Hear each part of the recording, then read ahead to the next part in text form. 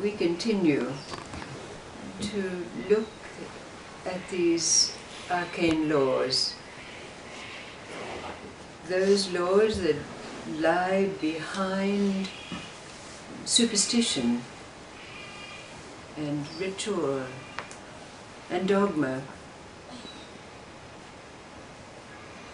Last evening, sitting at dinner with friends, a question was asked, not directly to me, but one of the others, but it made me think, because the question was, what is the first thing you do in the morning? And in thinking about this, I realized, of course, I get up and wash the face and go to the toilet. It's all in a bit of a fog. And then you stagger into the kitchen, sitting room. But in the sitting room, there's a little oil burner in front of a statue of the Buddha from Myanmar. This statue really doesn't have any significance insofar as it's any kind of particular icon.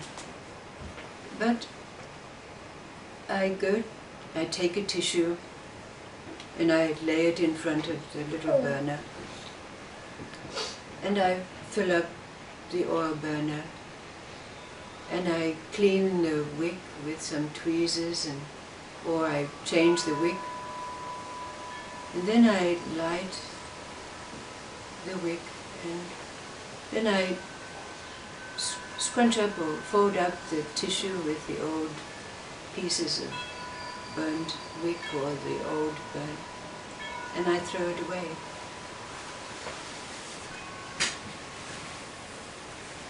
And this is the first thing I do in the morning. But I realize that it's very much akin to what we do here. Because when we sit and we say, Om, Om, Om, peace, peace, peace, it's like laying out the tissue. And when we say, may all beings be happy, peaceful and blissful, it's like those three little acts, bringing the three levels of mind together. The nitty-gritty, the airy-fairy and the transcendental. Happiness, peace and bliss brings those three together. And then we meditate.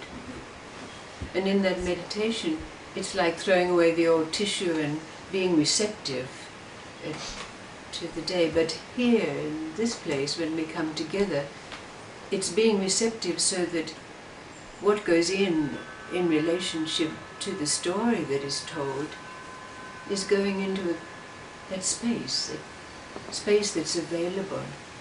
And so the response that comes up is coming from that. It's like our day, like the beginning of my day. Does that make sense to us all? So let's see, recognizing that we do have these little rituals that have significance for us unconsciously, not needed, because I can walk into the kitchen and I can start doing other things. But something will make me remember, oh, you haven't lit the burner, so I will go and undertake that little ritual. It's a conscious, absolutely present thing, not done just out of habit at all. It's obviously important insofar as this day is concerned. But there was a king who had an only daughter who he loved and doted on. She was the apple of his eye. And whenever she came to him, he would drop whatever he was doing. But most times, in those situations, it was because his daughter wanted him to tell her a story. He loved to tell stories to his daughter. And she would ask him, oh, Daddy, please tell me my favorite story, the story about the brother and sister who had the ram's horns the shofars that could speak to one another, and he would tell her her favorite story. Well, it so happened that one day, as was usual when the king was out and about, he had his daughter with him. But as they were returning from the place where they'd been, in their magnificent carriage drawn by 6 horses, a great storm arose, and it rocked the carriage, and then lightning came, and the thunder, and a great wind. So the horses became afraid and bolted, and as they bolted, the carriage overturned, tipping out the king and his daughter. Now, the king was tossed not a very far distance away, but his beloved daughter was ejected out over the ravine that lay nearby. Well, the king dusted himself off, and they searched for the child, but she was nowhere to be found. The king was beside himself. He went back to his palace. He got all his courtiers and all his servants. "Go, find my daughter." But even though they sought far and wide, she was not to be found. But it so happened that she had been lodged in a crevice down beside the cliff in which she'd fallen, so it was impossible for her to be seen. But after the night, she awoke, bruised and battered and bleeding, and forgetting who she was and where she'd come from. But she climbed out of the crevice and staggered around until she found a cave. And so she lay down in the cave, whimpering with her pain and bleeding, not knowing that she'd chosen to lay down in the cave that was a place where thieves lived and kept their loot.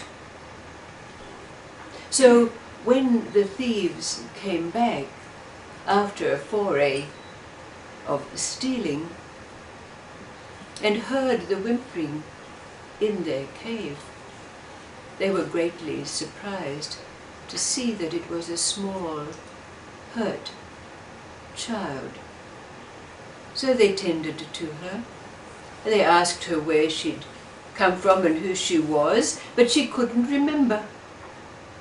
But she was a sweet child, and besides that, when she became well, she entertained them with stories, and they loved her and adopted her as their own.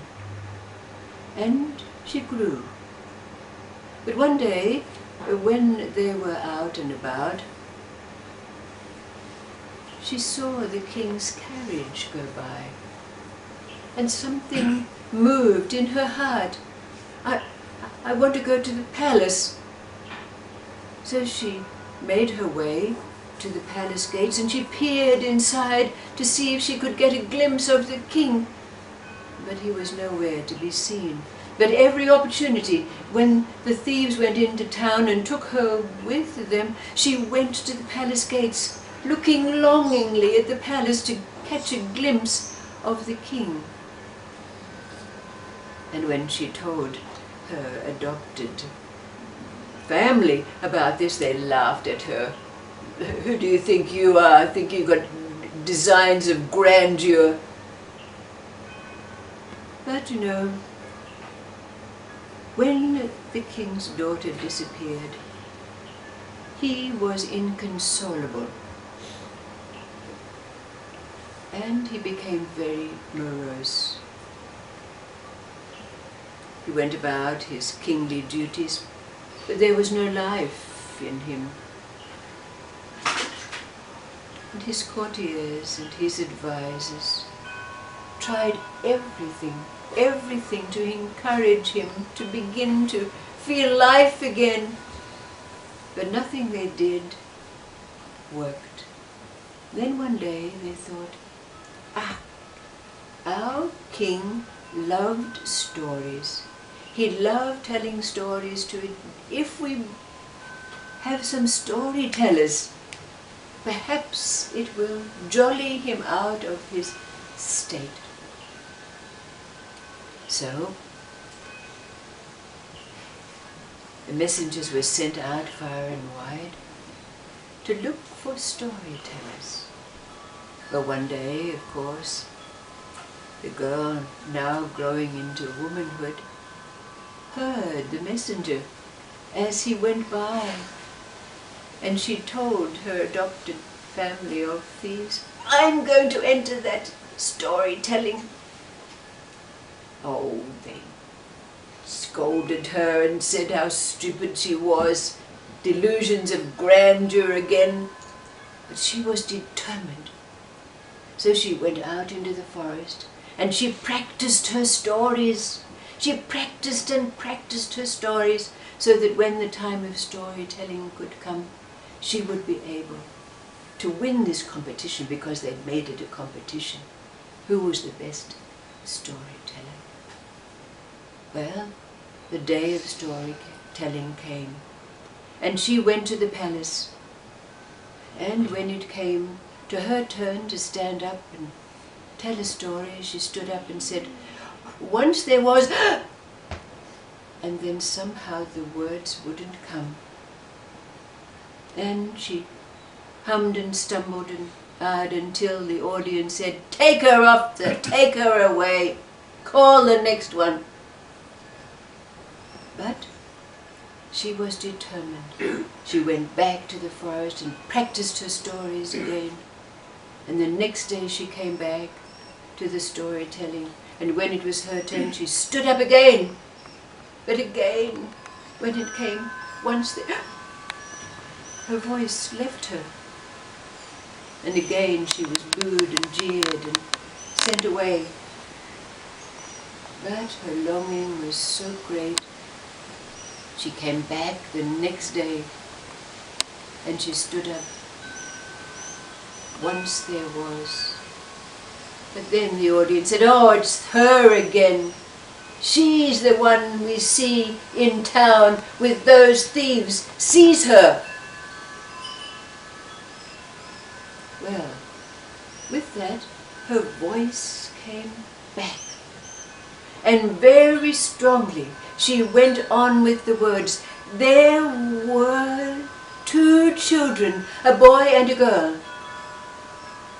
And at that time, the servants had come to grab her, but the king, who'd been sitting there with his face turned away, suddenly started to take notice.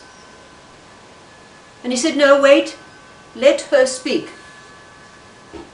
And so she went on. There were 2 children, a boy and a girl, who had shofars from the same ram's head. And when one shofar was sounded, the other one would resonate. And so they used to play together and practice, each blowing their ram's horn and hearing the echoes and resonations that came from them. Then one day, the boy went out with his friends into the forest. And at the end of the day, his friends left him to go home, and he found himself lost in the darkness, hearing the wild animals around him. He was very afraid. He sat under a tree and opened the little bag that he had, hoping that he had some bread or something to eat, because he was very hungry. And then he saw his shofar, and he took it out and knew that he was saved, because he blew that shofar. And his sister at home, the shofar began to quiver and shake and echo the sound. and when she heard it, she knew that her brother was in danger. So she blew her shofar clearly, as loud as she could. And as each of them blew their shofar, and it echoed against one another, she guided her brother home. Now by this time, the king had tears running down his cheeks, and he stood up from his throne and went over to his daughter and gathered her to his heart, and they had the great reunion.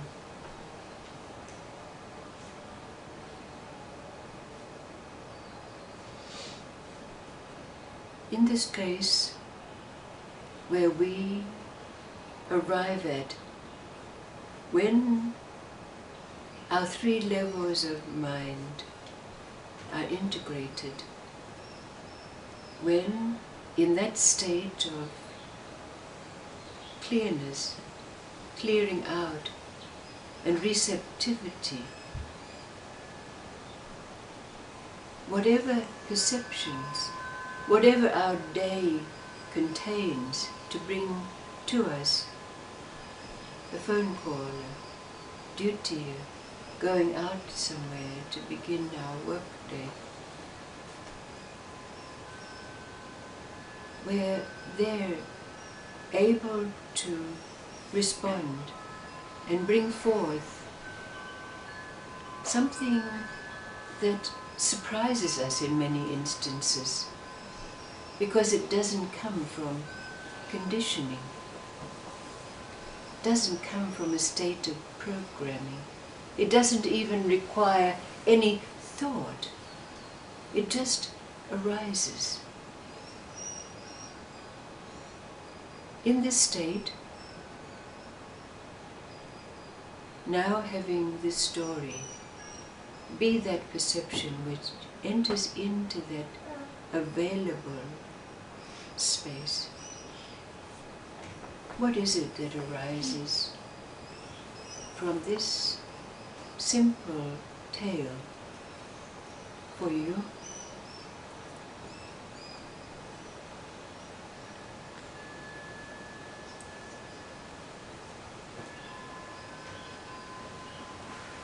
Containing as it does the symbols, the sacred geometry, numbers, chemistry,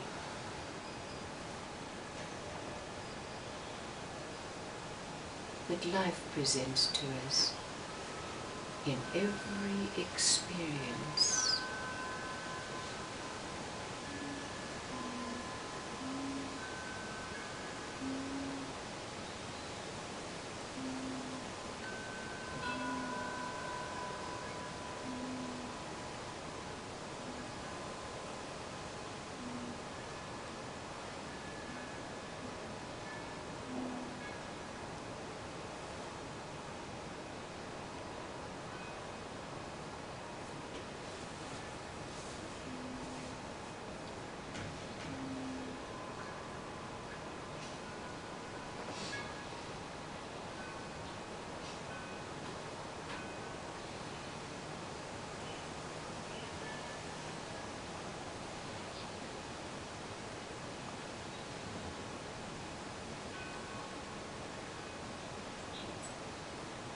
Is it like by telling our favorite story that recognition occurs, that coming together of inside and outside and above? Absolutely so. It all comes together. Yes.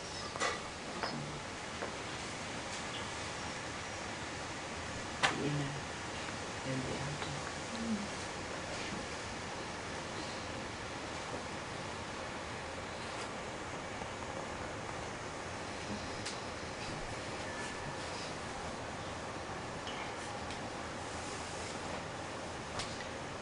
It's as though the king himself, through the love he had for his daughter, gave her one half of the ram's head through his own storytelling to her. Beautiful, yes.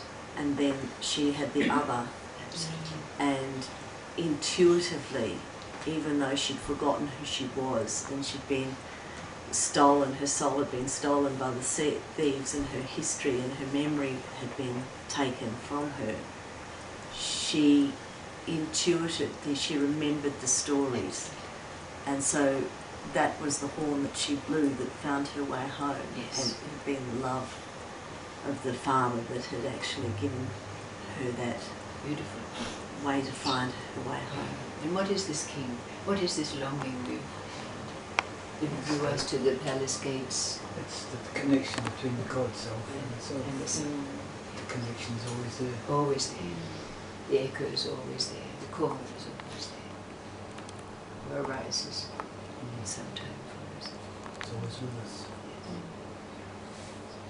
So we can see in this, in the most beautiful way, how perhaps these little rituals put us in this place where there's that integration of those levels of mind which allows us to bring together and respond in this way in which has been responded right now, incorporating the most profound of the significance of the story, the meaning of the story on a level of mind. Isn't this the way life works for us now out there, with people in front of us? They're not revealing to us overtly, and yet they are, because we can read what's going on. With anything that's along, even an ant crawling across the floor. At a level of mind, we can see that it's carrying something laden on its back that's heavier than itself. We can see its purpose of life. We can see the suffering that it's going through. We experience it at every moment. And we respond to it in whatever way is appropriate. And even to do nothing is a response. Just our awareness is enough, isn't it?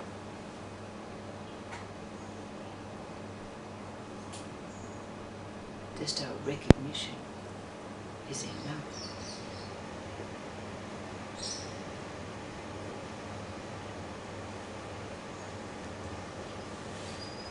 And maybe, who knows,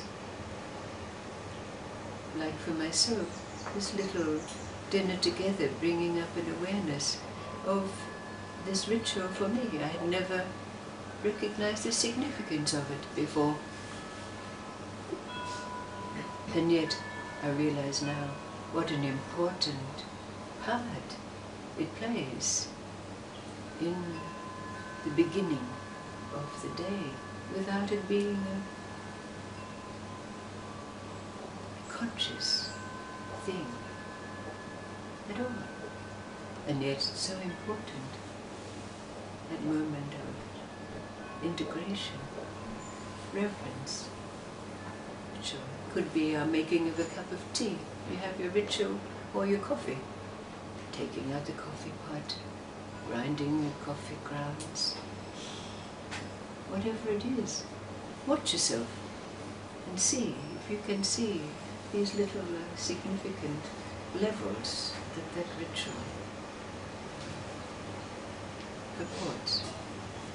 Important awareness. Thank you.